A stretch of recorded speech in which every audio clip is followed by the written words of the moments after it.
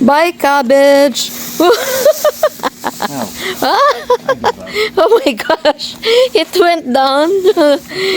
Went down over the hill. Bye, cabbage.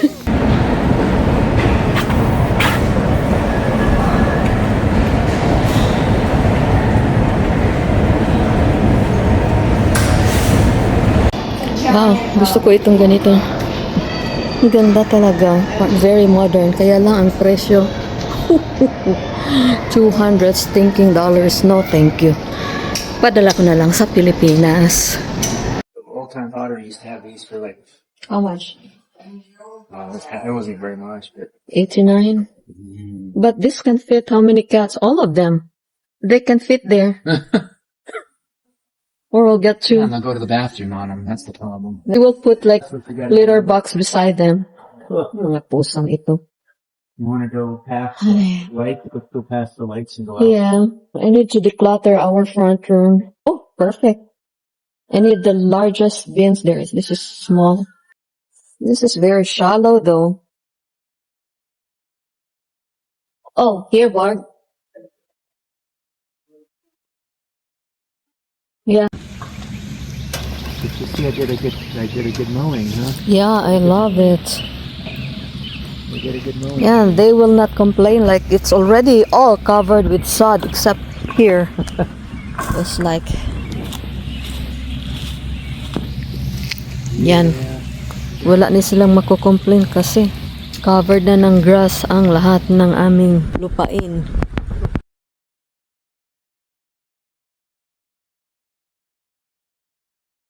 How about the roses? Did you show parents the roses? Yeah, What did they say? she's very lovely. Mom said lovely. I just sent her a picture and then she wrote back lovely.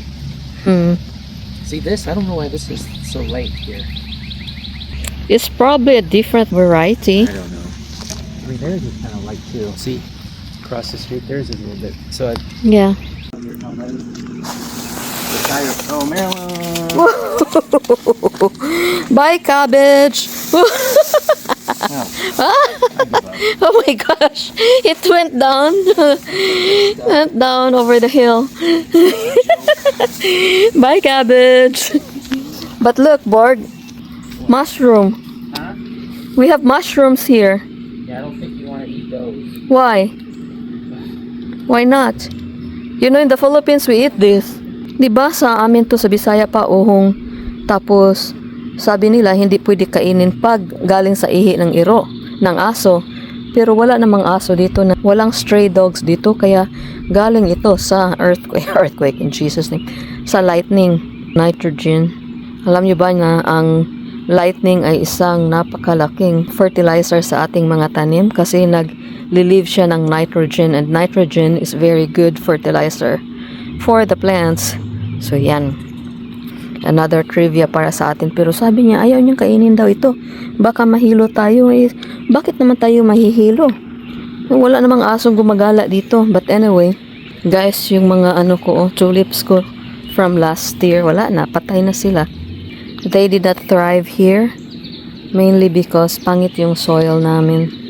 Kaya linalagyan namin ng topsoil yung aming binubungkal na soil para ma-soil-soil, hindi para makusyon yung ating mga tanim at nutritious yung kanilang tutubuan. O ikaw, kumusta ka naman dyan, ha? Anong meron tayo ngayon? Tapos may mga flowering branches din sa gilid-gilid, so hopefully that would become fruits too. Tapos, yan, yung mga cabbage namin, yung mga namin, compost dyan namin linalagay para fertilizer din. Okay, tapos mamaya itong ating rose garden ay ating bisitahin. At yung ating butterfly maple is doing good too. And so it is. So okay lang. I think the calamansi is not liking the rain, but tingnan nyo, may calamansi na kami. My gosh. Hallelujah. Yan. So, pagpatuloy mo yan, iha, ha? Pagpatuloy mo yan. Tapos, ikaw, kumusta? Ba't nag-yellow ka na dyan? And then, guess what? I see blooms in here. Parang may nagbubloom na. Ang hydrangea bushes natin. Yan. Yan po yung color niya. May pagka green, tapos magiging puti, tapos this one is the discolored, different colors, pink, red, and purple ata. Pero matagal pa siyang mamumulaklak. So, wee! Tingnan niyo yan. Oh, ang dami na niya. Wee. Tapos kayo, anong plano niyo sa buhay niyo? Wala pa. Ikaw naman, Miss Butterfly, are you doing okay here? Buti na lang hindi ka namatay. Kasi ang mahal mo. Si Yelly One ay nagbabad na. May buds na si Yelly One. Kailangan ko siyang i-prune. How about si Benna? Yan. Okay. Still surviving. Si Pinky 1, kailangan ng i-prune. Pinky 2, si Reddy, at saka si Yelly 2. Yan. They're doing okay. Tapos, yung Great Wall of China ni Cory, he did a good job para sa ating boundary, para hindi mag-slide yung ating mga lupain at saka ating mga mulch. So, I'm happy with my rose garden. So, wait. Pag hindi na uulan, akin na silang i-trim. Tapos ito, tingnan nyo, may buds na din sila. Daylilies. Yan, may bud na. May buds na sila. So, eventually, it will bloom also. Yan. Okay, I'm happy with my garden. Tapos yung mga adopted natin doon, ng mga squatters, ewan ko. Oh, I think the mama bird is there. Yeah, nandyan si mama bird. There, oh. Look ka, galit sa'yo si Uncle Cory. The mama bird ducked when you came out.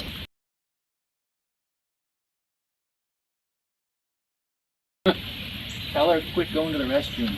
I don't like that at all. Galit sa'yo si Uncle Cory kasi tingnan mo naman anong ginawa mo sa aming sidings. But oh well. Tell him to get out of here. What does mean? Hello, good morning, good afternoon, good evening, good midnight sa lahat ng mga friends ko na nandyan sa atin at sa ibang bansa at saka, uy guys, natutuwa talaga ako kasi may viewer na ako na parang galing sa Latin America or parang sa Europe, isa guys, isa. So we, thank you. Salamat po sa lahat na nagtangkilik sa akin kahit na kaunti lang kayo, pero nagpapasalamat talaga ako guys kasi andyan kayo. Feeling ko ba, pag nag-uusap ako dito, parang nag-uusap ako sa mga friends ko na alam ko nandyan nanonood sa akin. Parang feeling ko close na tayo ng ganun, oh. So, salamat talaga sa inyong panonood, guys. And please know that I really appreciate you all. So, salamat po.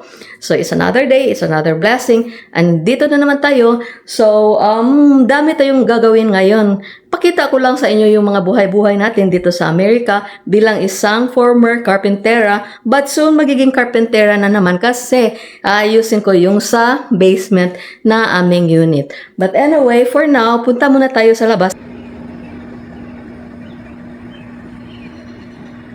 Kumusta naman kayo dyan?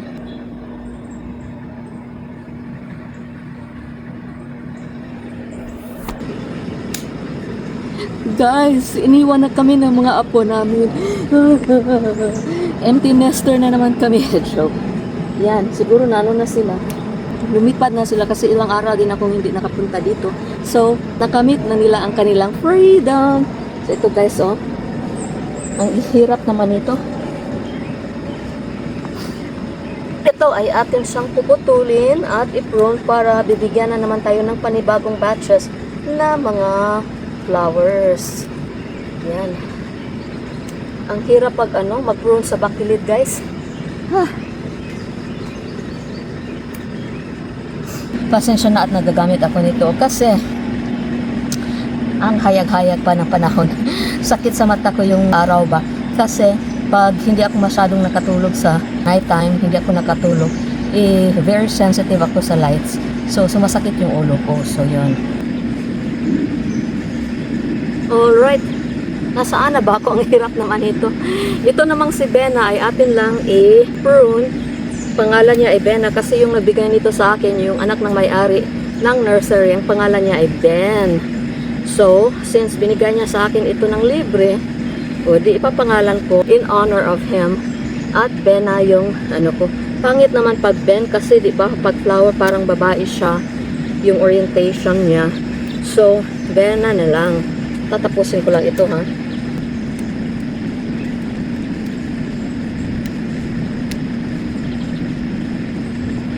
Ganda ng mga petals oh. Hi!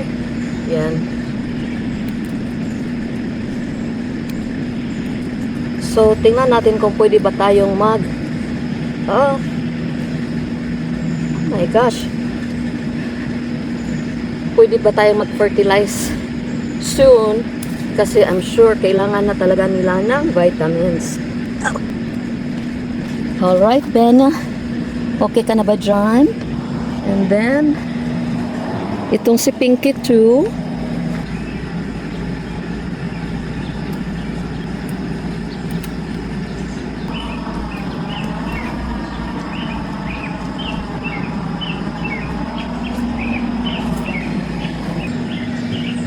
Alright, itong si Reddy. Siya yung latest na binili namin ni Cory. Tapos, siya talaga yung pinaka-paboritong color ko dito. Yan.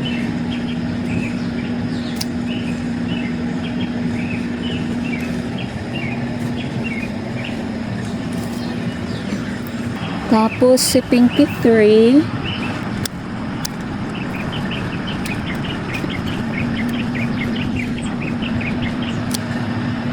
Oh, bigyan mo na ako ng another batch of bulaklak, ha? Naku, pag makarinig ang mga kapitbahay ko dito, sabihin nila, ano ba naman talaga Pilipina? Bakit ka nag-uusap sa iyong sarili?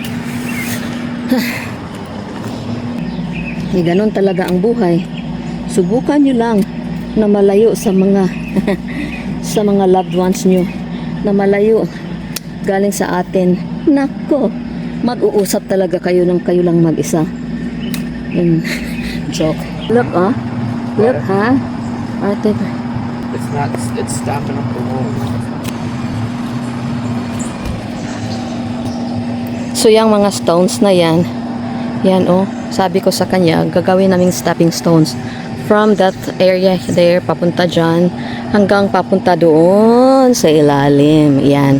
Tapos, later on, doon na naman ang aasikasuhin natin. Alam niyo ba na may dyan, may creek dyan, may tubig dyan na dumadaan sa kapaligiran. Pero, takot akong pumunta dyan ever since nakakita ako ng ahas, ng snake. Oh my gosh. Never mind. Ayokong pumunta doon. But anyway, tapos na tayo dito sa labas. And then, pasok na tayo sa loob. At, gagawin na natin yung ating paglalaba. Hindi ako nakatapos maglaba, guys. The last time kasi parang napapagod talaga ako. Tingnan mo yung asawa ko. Ito yung nagustuhan ko dito kasi parang escape siya ba from away from home. Yeah, although this is our house, pero parang at least ba doon sa kabila ang iniisip namin mga pusa, mga maintenance doon sa kabilang bahay.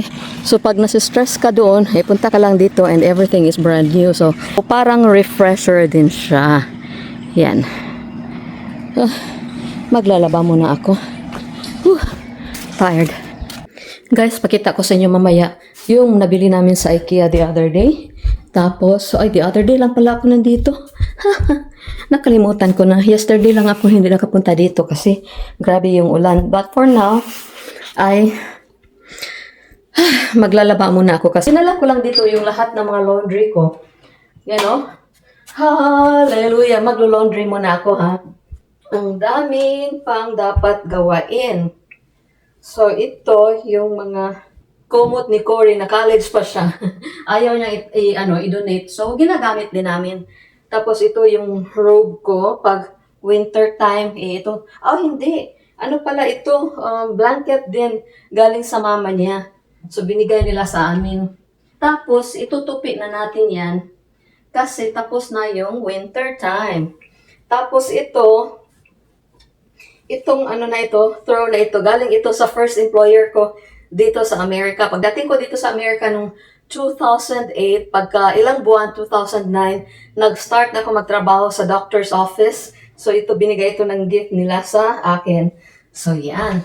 Ito lang muna siguro yung anuhin ko, lalabhan ko. And the rest ay mamaya na lang siguro. Oh, ito din. Yung mga puti ba?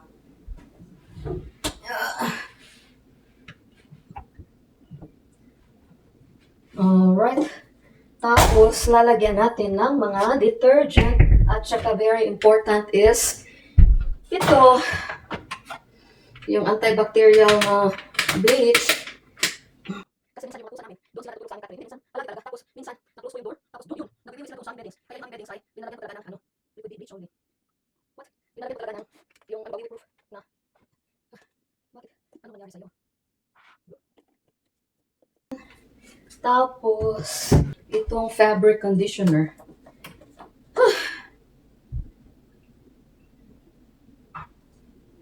Tapos na. And then, washer. Oh, do.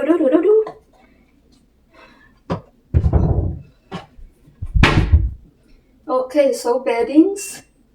And then, high spin.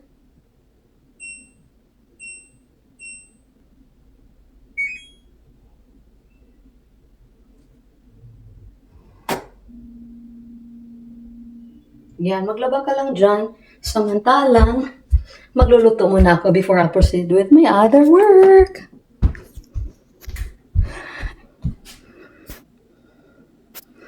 Yan o.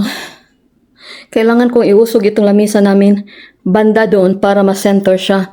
Kaya lang napakabigat. So, nauuhaw ako. Tingnan natin kung may tubig tayo dito. Oh, wow. Isa na lang tubig yung naiwan. Kasi, yeah. Tapos, isa na lang din Coke. Oh my goodness. Kailangan ng asawa kong bumili ng tubig. Bart! We need water. We need bottled water. Alright, before anything else, ay kailangan nating maghugas-hugas ng kamay. Kasi magluluto tayo. Actually, naka-ano na ako. What we call this one, nakaluto na ako ng pinakuloang pork ribs, pork neck bones kagabi. Tapos, i-refresh ko lang siya. Tapos, yun yung hapunan namin ni Corey. At akin lang itong i-refresh.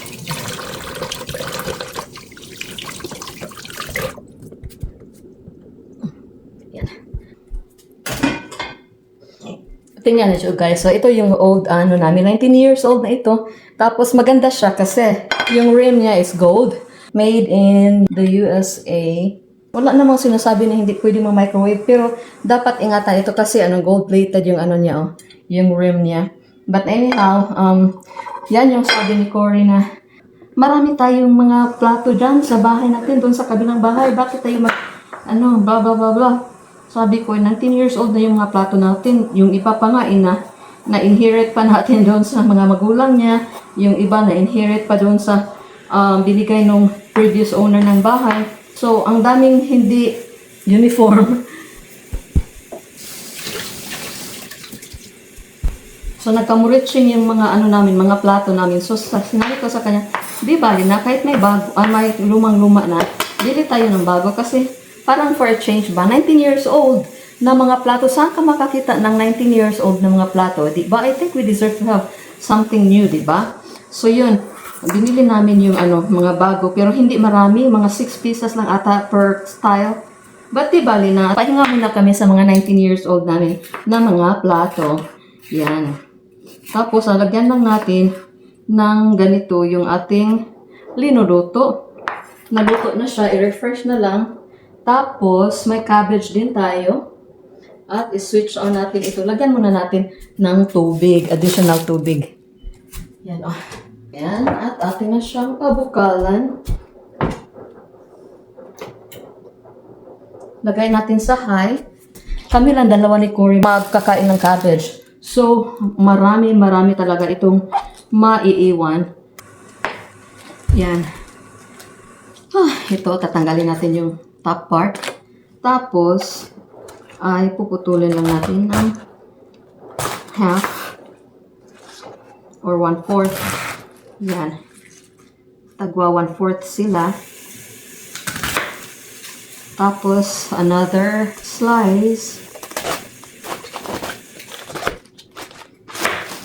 Guys, may balita ako sa inyo ba?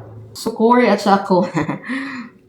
Conflicting yung decision making ko nowadays. Kasi, alam niyo naman yung mga pusa. Ito, pusa na naman. Di bali na guys. Sige na. Pag-anuhan nyo na ako. But anyway, kasi yung mga pusa namin is, sila talaga yung mga buhay-buhay namin ng asawa ko are revolving around these tiny creatures. Tapos, long time ago, mga 2 months ago, nakadecide kami ng mga friends namin dito na gala-gala sa New York. New York is far from here, probably like 13 hours drive from here. So, sige, okay na, sige, ano tayo, tapos, yun, next week na kami siguro, or a week after next na kami aalis. So, mag-ambag-ambag lang kami ba for the hotel and stuff like that. It so happened na yung pusa namin, yung isang pusa talaga, si Papa's boy, si Colin, hindi pa rin siya masyadong kumakain. Kailangan pa rin talaga siyang i-supervise ba pagkakain. Sometimes, pag hindi niya gusto, wala siyang appetite, until the morning talaga akong nagpapakain sa kanya. Minsan, spoon feed ko siya. Minsan, hinayaan ko lang tapos balik-balikan lang niya overnight. So, hindi pwede na aalis kami kasi nagkasakit yung pusa namin dahil yung pag-travel namin doon sa Chicago, nawala kami ng 3 days. Tapos this time, 3 days din kaming punta doon sa New York. Tapos, pwede lang naman silang iwanan. 3 days is okay for the cats if they are healthy. Unfortunately, meron kaming cat na sickly talaga. So, yun, hindi matutuloy si Corey. Ako na lang ang aalis. Tapos, parang nagigilty ako ba na aalis ako. Tapos, yung asawa ko, hindi. Iwanan ko siya. Gusto ko, kasi sanay na ako sa buhay na kaming dalawa talaga. Kahit saan man ako pupunta, kaming dalawa talaga. Yun. So, sinabi ko sa kanya, naka-promise na tayo, we have given our words to our friends, so we have to go. However, since may sakit yung pamilya natin, isa sa atin maiwan. Gusto mo ikaw sumama doon, tapos ako na lang maiwan dito. Tapos, yan si Corey, ayaw niya talagang mga pasyal-pasyal, yung mga bakasyon-bakasyon, ayaw niya talaga guys. So yun, we decided na ako na lang yung sasama, tapos siya na lang yung iwan. Kaya lang, nag-worry pa rin ako kasi siya, love niya talaga yung mga pusa, pero wala siyang hindi pa tinitingnan ko yung tiyan, kung nabusog na ba, or hindi siya ganun. Wala siyang pasensya na mag-spoon feed ba. Sabi ko, spoon feed mo talaga pag hindi siya kakain. But sabi ko sa kanya, kung wala ako dito, i-check mo from time to time sa gabi kung kinain ba or wala, kinain, hindi. And then during daytime, pag pakain mo sa kanya, kailangan siya lang mag-isa sa kwarto kasi inaagaw yung pagkain niya ng mga ibang pusa. So yun, pag iiwan ko siya, I have to give him instruction. Tapos sana, kasi gusto ko sana na kasama kami, matagal na kaming hindi nakabakasyon ng suri-suri ba. Kasi yung pusa ko, parang very dependent siya sa akin. Pag natulog ako, dapat dito siya sa neck. Dapat na-feel niya yung skin ko. Yung mga ganun ba? Tapos pag wala siyang kasama, yun parang ma-stress out siya. Kaya siya nagkakasakit. Ay, ewan ko.